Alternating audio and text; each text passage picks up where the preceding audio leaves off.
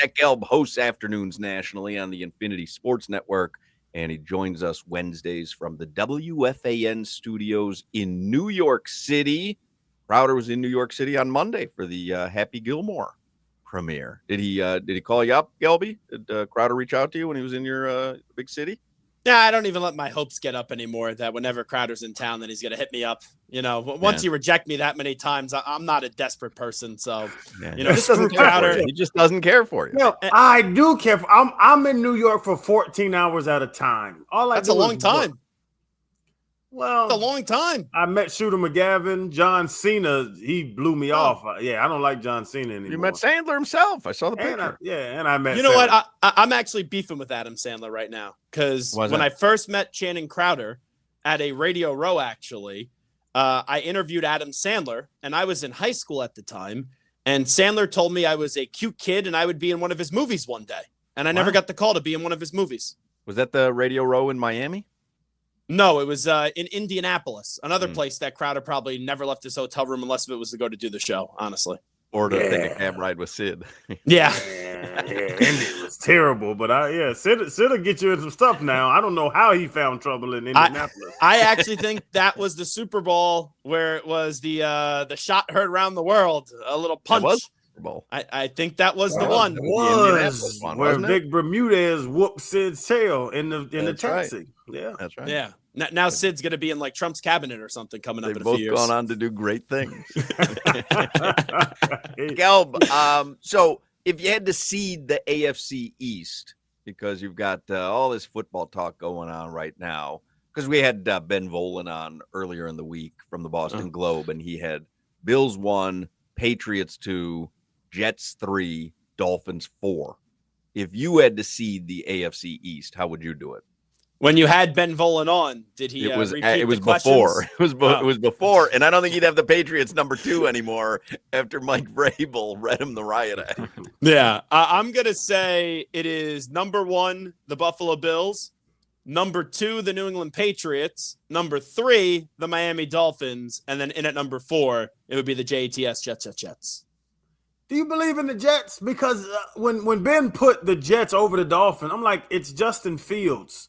Like, I don't know. I don't believe in Justin Fields. He was in Chicago, Hawks a Bears fan and all. We've been arguing about it. But even that, like, is Justin Fields going to take a team to double-digit wins? I can't see that, Gil.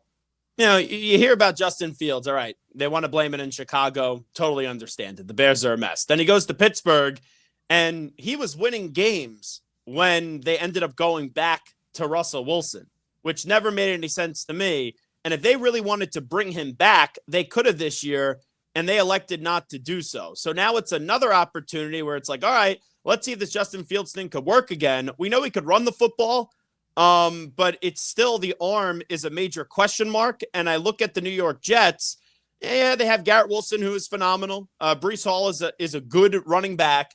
And that defense showed that they were overrated last year. And I know Sauce Gardner just got paid and he needs a big bounce back season, but they do have good players. It's not as if they don't have a ton of talent. They do have some talent, but am I expecting for Justin Fields to be the long-term answer in New York? No. I think this is probably a 5 to 7 win team, if I'm just being honest with you guys. I think I asked you the exact same question, probably the exact same segment last year, like going into camp. And I'll ask it to you again. The Buffalo Bills, Josh Allen's great. They're going to win the division as long as he stays healthy, obviously. And look, even last year, we all expected this massive drop-off. The defense isn't going to look the same. They lost all their weapons. No Stephon Diggs. And they looked even better. And I expect them to look better this year. I do, truthfully. But if they don't win the AFC, like, what do they do? Do they just chalk it up to, well, Patrick Mahomes, legendary, and we just got caught at the wrong time? Or do they go try to replace Sean McDermott? Like, is that even worth it? Because they're where you want to be. They're contending every year. They're clearly good enough to win a Super Bowl. And I don't think Sean McDermott is a bad head coach. But if you can't ever get over the hump at some point, like, isn't that the obvious change?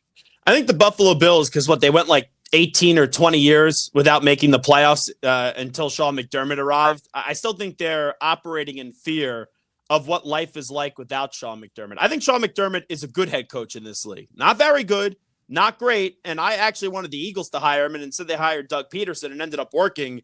and the Eagles ended up winning the Super Bowl. But the Bills right now are where the Colts were at before eventually Peyton Manning got through and they had that comeback in that AFC Championship game in 2006, where they just keep on running into the bully, and you just need 1 year for the bully to have a little weakness, and then you find a way to get past them, and then you win the Super Bowl. But even if you get past Kansas City, as, for example, the Bengals did a few years ago, the Bengals ended up losing in the Super Bowl. So I don't think McDermott is going anywhere. Josh Allen is the second best quarterback in the NFL as we enter this season. But you're right, Solana, if they don't get to the Super Bowl and win it, it's as if they're stuck, just like how Peyton Manning was for all those years until he eventually broke through and won a Super Bowl with the Indianapolis Colts. Gelb, after Josh Allen, because you got Buffalo, you got the Giants, and you got the Jets, who's the second best quarterback in New York? Oh, boy. That's an interesting way to ask it, because even though Buffalo is in New York, being here in New York City, and I know the Jets and the Giants play in New Jersey, the New York teams are considered the Jets and the Giants. I would actually, wow. I guess you got to go Russell Wilson. Here's how I'd rank it. If I just did 1, 2, 3, 4. In at number 1, obviously Josh Allen. In at number 2 is Russell Wilson. I would then go Jackson Dart, who I'm not a big fan of, 3, and then Justin Fields 4. We were talking before the show started today. What did you think? I was very impressed with Tua today at his media availability, where he said about Tyreek Hill, like, yeah, this isn't something, talking about, kind of quitting in the last game of the season last year. He said, this isn't something where you say my bad and everything's good. You've got to earn back everyone's trust. I thought it was impressive on Tua's part to do that publicly and not just give him a pass and say, no, we love him, he's our teammate. What'd you make of that? It's about time someone in that organization actually shows some balls. Like, if I'm just being honest there, because if Chris Greer and Mike McDaniel make this guy, Tyreek Hill, a captain this year, those two guys who don't know the difference between their elbow and their ass really don't know the difference between their elbow and their ass. With what he said at the end of the year, you cannot make this guy a captain this year. I don't even care if the players vote him as a captain. You say, no, that's not happening on our watch. And good by Tua Tagovailoa to kind of speak out, because I would not trust Tyreek Hill. And I think it is inevitable that the moment when the Dolphins go through a rough patch this year, he is going to be an a-hole like how he was at the end of the season. I think he's a ticking time bomb. And, the reason why is he left Kansas City. I know his stats have been better, but he's not doing any winning. And when you get that taste of what it's like to be in the penthouse, and now you are in a outhouse situation in Miami, even though it's a beautiful place to live, but you get it from the football terminology, he's going to be thinking about what he once had. And I think that this experiment with the Dolphins is basically over. And at some point this year, he's going to do something stupid with this football team and to be a malcontent in that locker room. It sounds like you don't think Mike McDaniel has a good grasp of things. Oh, no. On what you said. No. If Mike McDaniel said, hey, come take a walk with me, I'll lead you and we'll go find something really cool to go explore for the day, I'll just go the opposite way. I'm not a believer in Mike McDaniel. Wow. Were you ever? I can't recall. Here's the thing with Mike McDaniel, and I've always said this, and right, he was the popular guy, right? Everyone thought he was funny, and I respect his story, right? And I know about his story, and I don't want to disrespect him that way, because what he's gone through to get to where he is, it's very impressive with the adversity that he's fought through in life. But I always thought I was on the outside of an inside joke with Mike McDaniel, and that's why he just gave me like the ick whenever I would hear him speak. Probably how some people feel like when they listen to my radio show, but most of the listeners on I just got an ick for Mike McDaniel, and now it's being proven true. And Gelb, something me and Howard were talking about earlier, like Tua now to become a leader and to become a vocal and to become a guy that's going to check other guys for accountability. He hasn't done it. That hasn't been him. He was a come to work and do my job guy. Can a player play 4 or 5 years and change what they're doing, change their outlook of what the teammates feel about them? I think so, just because, right, Tua was young. He had to deal with all the head injuries and right, the other injuries going back to college with the hip. And I think sometimes it just takes a while to find your voice. Now, Tua was the guy at Alabama, and he kind of went down a path the last few years where he had to overcome probably the most adversity that he's ever faced. So now I think Tua is just kind of looking at it as, who knows how many more years? I know they just signed him, but who knows how many more years I'll get the opportunity to be the guy in Miami. So let me do it my way now. And I think you just see some more comfortability, and you sometimes have a guy who's a quarterback, right? Supposed to be the alpha, but it takes some time through age and through some experience in this league to really become an actual bona fide leader. I'll ask you the big if question. If he stays healthy, can the Miami Dolphins, in your mind, led by Tua Tagovailoa, healthy Tua Tagovailoa, compete? Like be a fringe playoff team? No, I'm talking about compete. Like go Super Bowl? Go beat the big dogs. Go beat the Chiefs or the Bills or the Ravens or whoever in the AFC. Can they compete? No. I think if everything went right for the Miami Dolphins this year, they are a wild card team, and they probably lose on wild card weekend. I think the super duper success for the Dolphins this year would be winning a playoff game. But if you put a gun to my head and said, do the Miami Dolphins win a playoff game this year? I would say no way.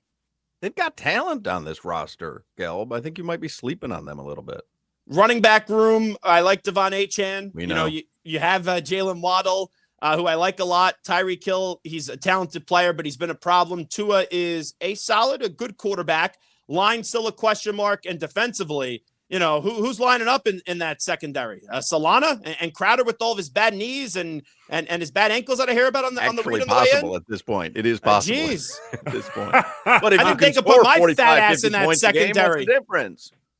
Okay, they've done that before. Did they have like 70-something points against the Broncos? Yeah, how'd that work out that year? Glad you brought that up. I got a 305 call earlier. It said spam likely. That might have been the Dolphins.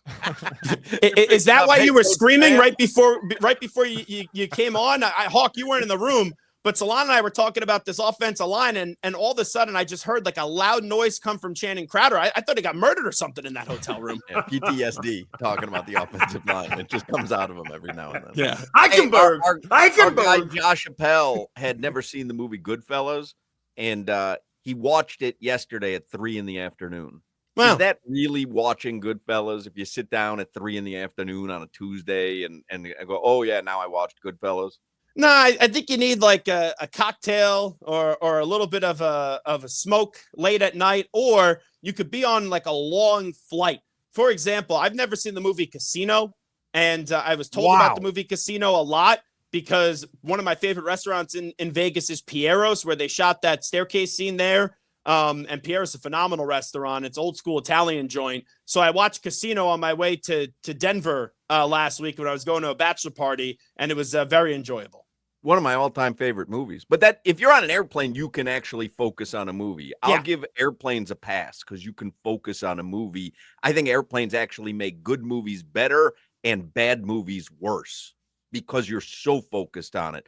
But if you're at home, it's South Florida, it's sunny out, it's 3 p.m, you're not watching Goodfellas. I'm with you. Gotta be nighttime, and you're right. You gotta have a little Funky Buddha or a little something. I'll give Appel a break. Here's why. He's got to get it in now, right? Isn't his wife pregnant? Aren't they expecting a kid? So soon you're not going to be able to watch any movies. So whatever time Appel gets, I think he's got to take it to advantage. Watch movies because the kid ain't sleeping. Yeah, but I don't know. Appel in the middle of the night, I think he's a helicopter dad now, and he's just surrounding that baby, making sure nothing goes wrong. He's going to be a helicopter dad. He is totally going to be a helicopter dad. And Hawk is going to be the crazy uncle. Like, let's be real. I'm going to be, anytime they need a sitter, Uncle Hawk is available. You just drop that kid right at Flanagan's and I'll be there. Len Weiner actually called me up. He goes, we're going to do a live broadcast from the ER room for the birth. Are you in to fly on down? That's the new Hawk bid for that. Well, let's hope the birth doesn't happen in the ER room. All right, Zach Gelb. The hospital. You know what I mean? Come on, hospiel. Come on. Spoken like a guy who's never had a baby before, right? Not that I know of. Yes, all right? Yes, Zach Gelb from the Infinity Sports Network. We'll see you, Gelby. You got it. Some call me the Antonio Cromartie of Sports Talk Radio, for crying out loud.